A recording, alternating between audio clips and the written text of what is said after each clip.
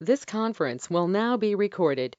Hey everybody, it's Tammy, and welcome to the Safe Space podcast, where we meet some of the most fascinating entrepreneurs and just people out there doing amazing things all the time. Today we have a special guest all the way from Dallas, Texas. It is Jorge Abreau. Hello, George. How are you doing? I'm doing good. Thank you for He's, having me. well, we're glad you came because you've been one of the most successful entrepreneurs out there when it comes to the multifamily space, and you post a whole lot on LinkedIn, all the happenings out there. And you've been in a frying hot market the last few years out there in Texas. So we wanted to have George on the program to give us the truth about investing now with things so tenuous and so bizarre, really, in the marketplace. So let me tell you a little bit about George, though, because he's the founder, as I said, and the CEO of Elevate. It's a yield-focused investment firm, and their goal is to increase the NOI, the net operating income, and distributable cash flow. And they want to do that every year to help people's portfolios really grow. George has been in real estate. It's hard to believe because he looks so young, but he's been in real estate for over 15 years. And he started, like most of us did, or many of us did, in the single family space. Then he moved on to multifamily properties. And eventually he worked his way up to these very large 100+ unit multifamilies, which a lot of people, that's their goal. I'm not sure he'll tell me, but I think he's like on his way to having 100,000 doors at some point. He also has that vertical integration thing going on with his construction company. That's the in-house construction arm for Elevate.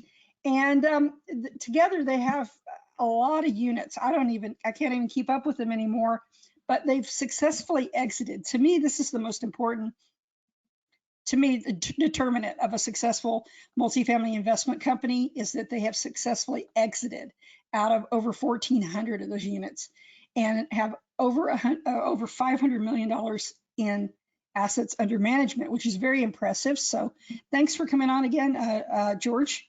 How are you doing? I'm doing good. I'm doing good. Thank you for that intro.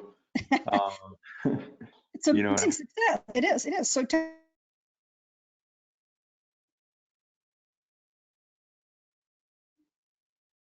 you there?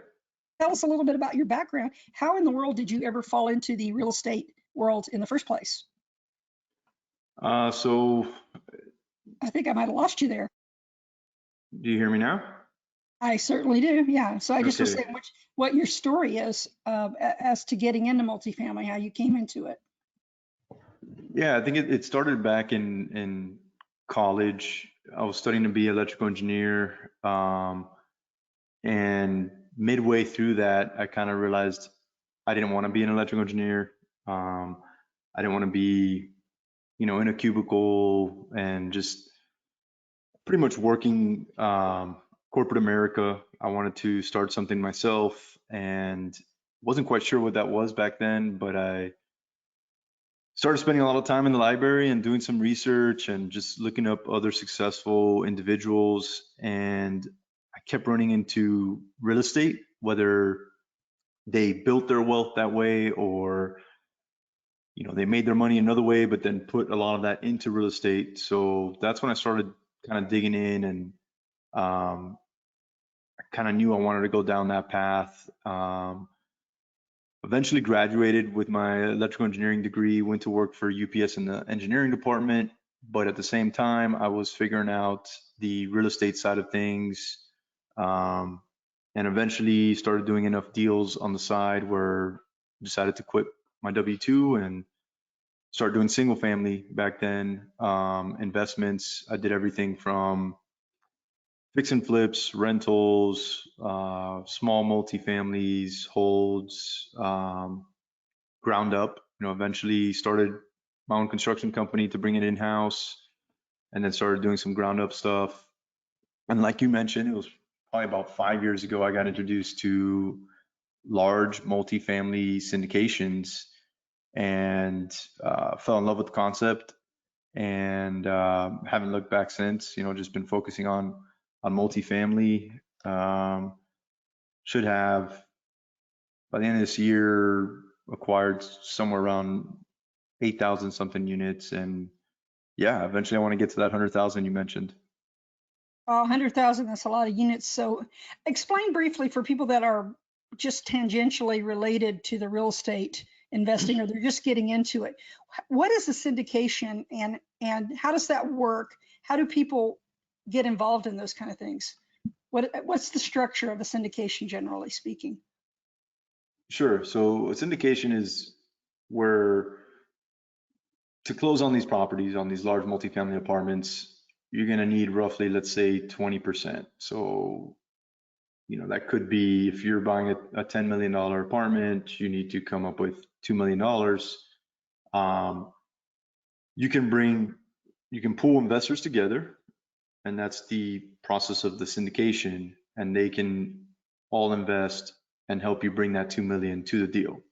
And for doing that, then you split the profits with them, and those splits just vary from syndication to syndication. Most common is maybe a 70-30 split where investors get 70% of the profits, and what they call GPs or general partners, pretty much the ones that put the deal together and are also going to make sure that the business plan is executed, get the 30%.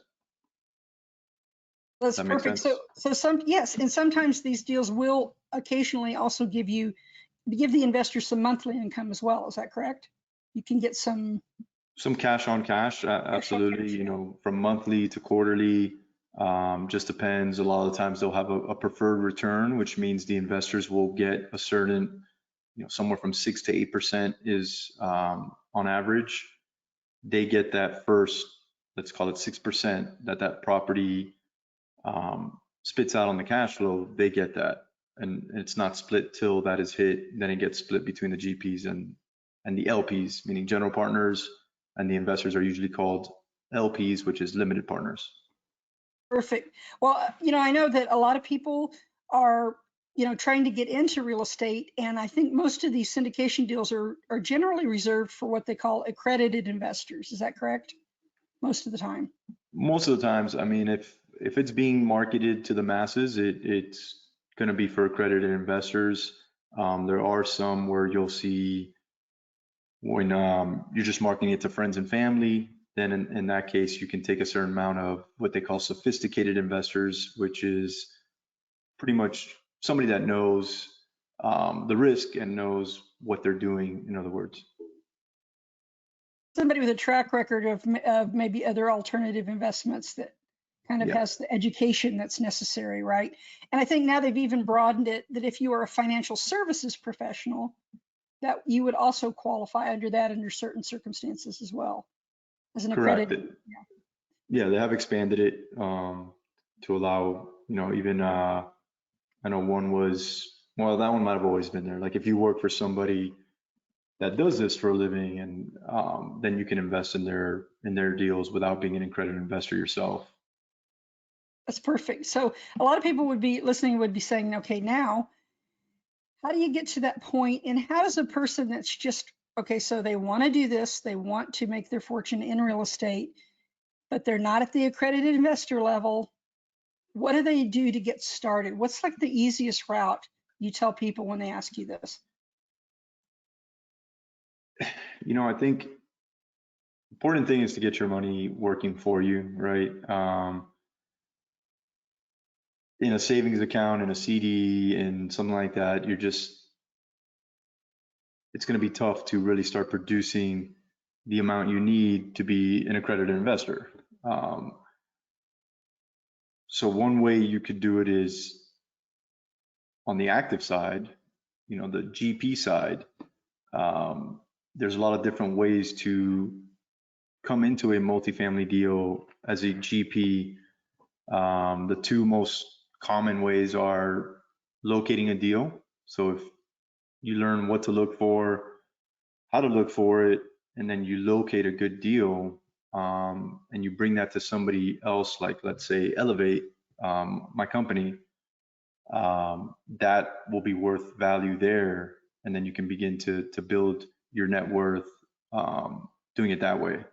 The other most common way is being able to raise equity. So if you think you got a good network and a lot of friends and family that may want to invest their money and be passive investors, then you can bring equity to other deals and get part of the general partnership as well. So that's one way you can do it. So it's not without hope. If you're thinking this is solely for wealthy people, that's not the case, because I run into people all the time who had quote unquote ordinary jobs. I know a couple of firemen, for example, policemen that became a very big multifamily investor. So it's not just for the uber wealthy. And I think that's important to let people know that an engineer, right? There's a lot of engineers that invest in real estate, I think, because they love the data and they love all the science behind it. Yep.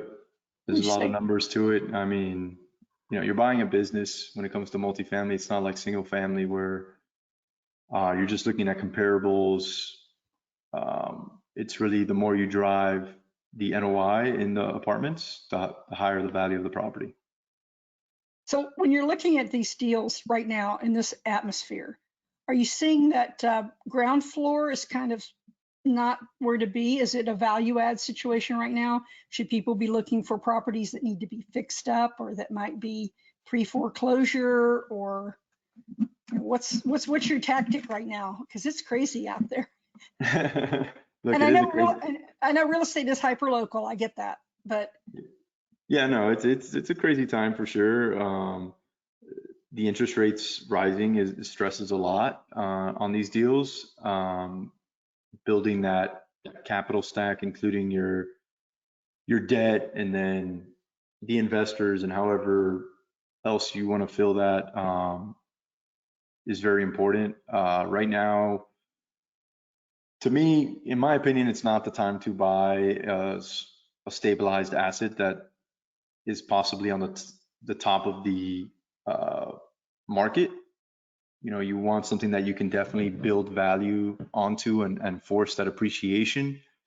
On the flip side, your debt is going to be a lot tougher on those properties that have a lot of value to be added. So you got to have some good partners on that end. But yeah, you definitely need to be careful on what you're acquiring right now, for sure. So when you're helping people in this business, what's the easiest way for them to start learning? I mean, do you need to go to a lot of seminars? Do you need to go to a lot of conferences?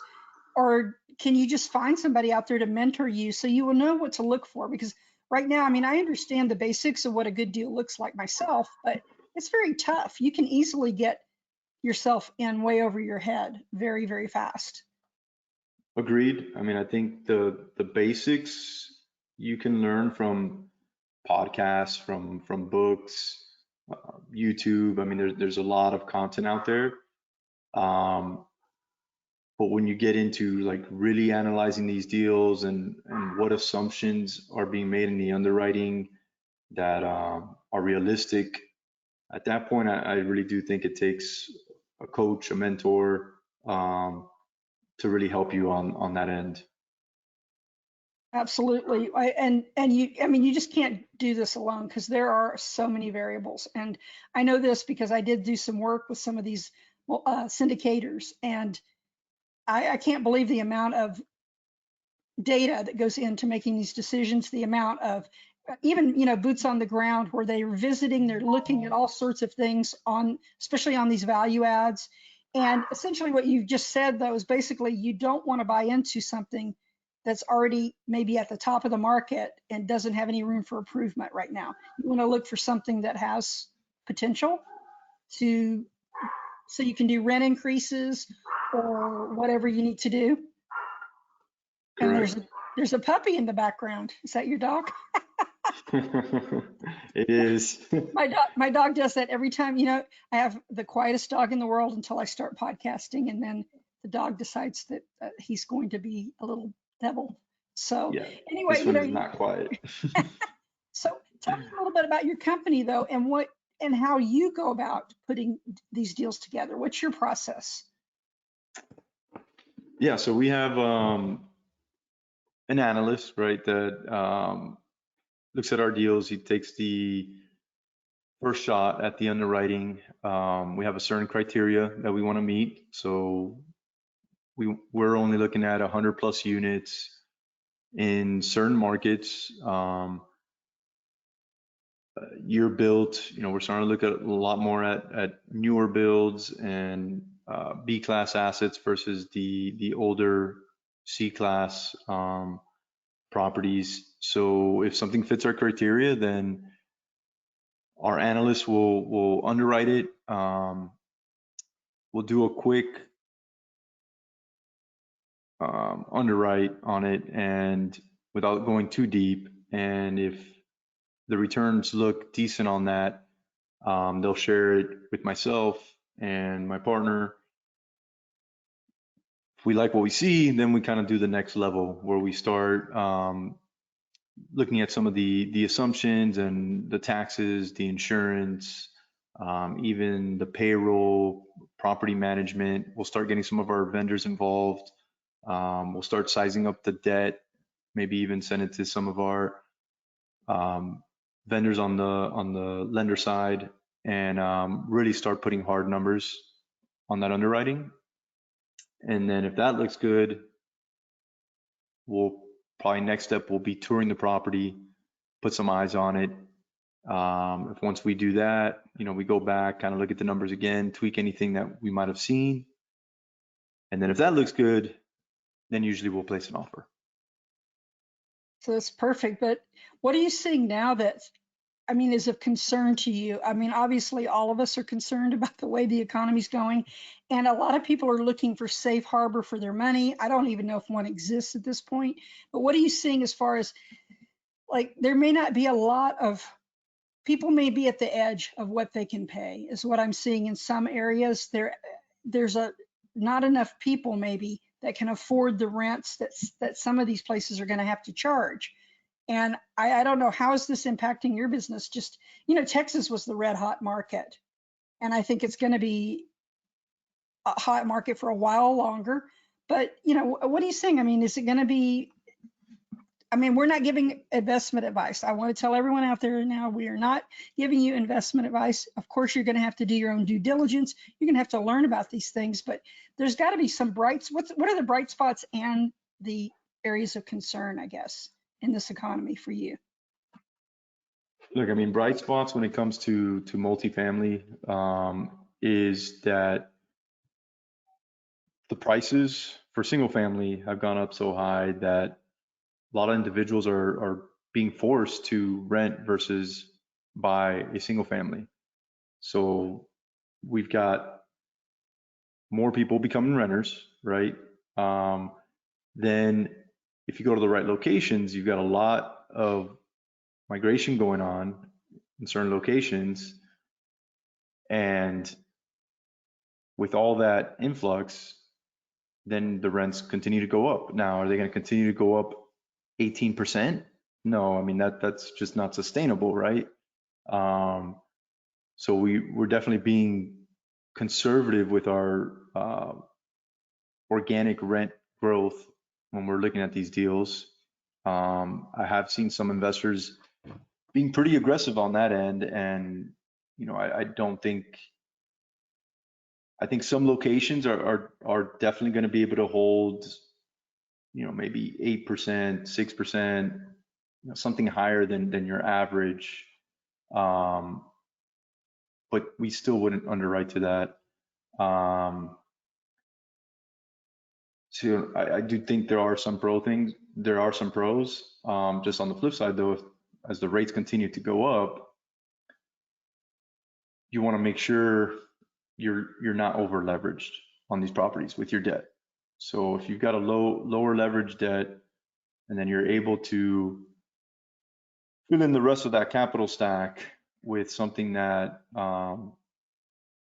we have some private equity partners, some JV equity partners that will take a decent chunk of that, then that leaves a certain amount for our private investors where they can still get a good return for their money.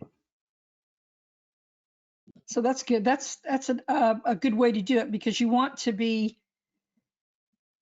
be so reticent and so hesitant that you miss out on good deals. But at the same time, you don't want to get yourself in a situation where it's going to all come down on your head. And that's what I think a lot of people are that I know of who are accredited investors and want to get in. They're just afraid now that they don't understand what markets, before it seemed clear cut which markets were prospering and which markets were on the decline. And, you could pick a place pretty easily 3 or 4 years ago, before COVID, maybe it was a lot easier to look at a deal and evaluate it. So now how are you approaching your investors with this? Are you training them? Are you helping them? How are you helping them make the best decisions based on the way things are right now at this moment?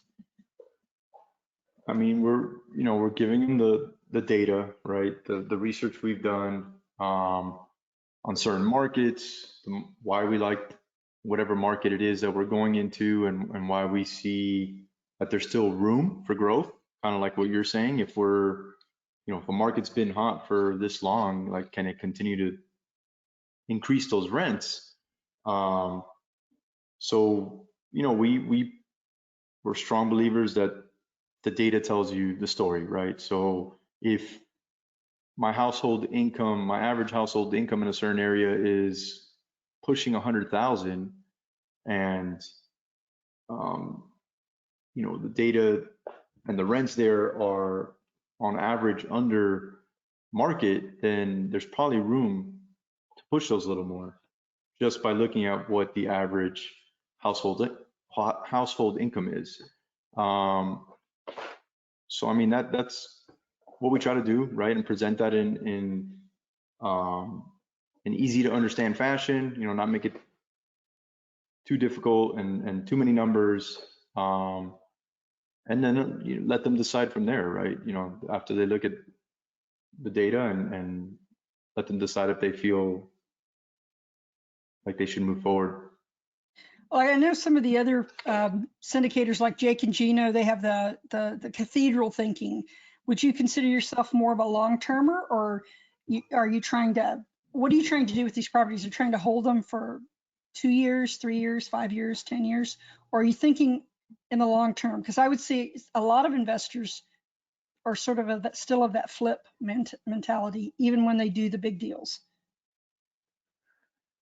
Sure. And I mean, I think the market, has given that expectation that you can flip out of a deal in 1 year, 2 year, 3 years. I've never gone into a deal with that business plan in mind.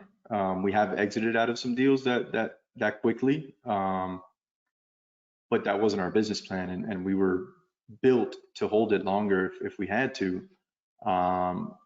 So I think it's definitely a mistake going into a deal and building your pro forma and your business plan off of being able to sell it in 2 or 3 years. So we do all our projections off of 5 years, but we have had some deals that we also did a 5 and a 10-year projection. And we're starting to look a little bit more at that, and especially with these newer builds that we're acquiring. History shows if you hold on to the real estate long enough, right, it's always goes up.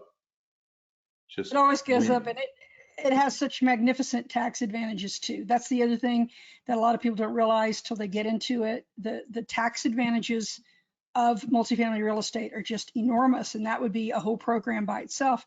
I know we have limited time, but I just wanted to touch base with you because I've been listening or watching your posts on LinkedIn, and I think they're really well done.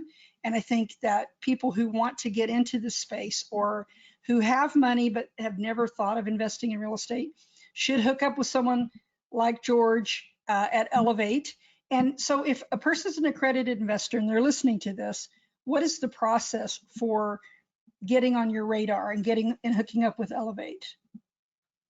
Yeah, I mean, if they go to our website, so elevatecig.com, we've got a couple different ways for them to sign up on there, and they'll they'll most likely get a call from one of our team members if they give us that option, or if not, they can also just start receiving our newsletters. We try to put in a lot of content on there. And then obviously once we have a deal, they'll also have the chance to look at any of our deals, investment offerings as they come out. Okay. So if you, now I don't want to put you on in a bad place here, but I'd love to hear your predictions for the industry coming up, because I mean, you have a bunch of naysayers out there. I don't think the news is all bad. I think there's a lot of stuff that is going to change in the industry, of course, in real estate, in every industry, everything is going to change. But what do you see as the most hopeful thing that you're seeing? I mean, look, I think this is going to be an opportunity to buy some good deals. They're going to be able to get in at a really low basis on some properties. And I think it's going to happen here pretty soon. I think next year is going to be somewhat slow in a sense, but I don't think that's going to last very long. I think rates will begin to stabilize and then possibly even start going down a little bit towards the end of next year or the following. And everybody's going to be looking back in a couple of years being, wow, I wish I had bought more real estate, because that's what I've seen happen, and I'm sure it's going to happen again. Yeah, that's been the trend, and I saw that before in 2008. Back in those days, people that were investing back then really were smart to stay on the sidelines, and they waited patiently, and then they jumped in. And I have a couple of friends that I wish I had the boldness to do that. I mean, I want to congratulate everyone that does what you do, George, because it does require a lot of moxie. It does require a lot of belief in yourself. It does require the willingness to fall flat on your face sometimes. There's not a single syndicator I've ever talked to who doesn't have at least one horror story of things I wished I'd never invested in, part one and part two, But if you've got that kind of entrepreneurial drive, I think real estate continues to be one of the last frontiers for people that want to create wealth and become independent, just be able to do their own thing. There's nothing else like it. I wish that I had the money to keep doing it, but all the people out there, don't get discouraged. Hook up with someone like George. There's a lot of really good syndicators out there. There's a ton of information to help you get started. And if you are an accredited investor and you want to look at Elevate's deals, go to their website. I will put it in the show notes, and I'll put the contact information in the show notes. If you're on LinkedIn, they can find you on LinkedIn, right? They're pretty easy. Oh, yeah. LinkedIn, Instagram, Facebook, you name it. He's everywhere. Yeah. So, and there's a lot of good posts, like I said, that he puts up there. The last name is Abreu, right? Abreu. Correct. That's pretty easy. And again, I want to thank Jorge Abreau for being here today, joining us from Dallas, Texas. I didn't even ask you, are you a native Dallas person? Where are you from originally? No, born and raised in Miami, actually. Oh, well, we can do Miami. Okay, Miami's okay. Yeah. It's cool there. So anyway, I bet Miami has its own set. And like we were saying, real estate is hyper local. You got to look, just because it's happening in your place, you cannot judge other deals by that. You've got to really have the information and have a good company behind them that will give you the data, whether they like it or not. I mean, they'll give you the straight talk on it. So I think Elevate is one of those companies, and I'm really happy to have connected with George. I wish him the best. And, we'll dig down later because every single topic in multifamily deserves a whole show, just about. I mean, everything from cost segregation to all the other amazing things that you can do with real estate. You could do a whole program on it. So yeah, the tax benefits are huge for sure. Yeah, thanks so much, George, for being with us. And I will send you a copy of this when it's done. I appreciate it. And take care of Texas for me while I'm away. We'll do. Thank you, Tammy. We'll talk soon. Take care. Bye. Take care of your dog right now because he needs some attention, obviously. Yes, for sure. Okay, bye. Thank you. Bye.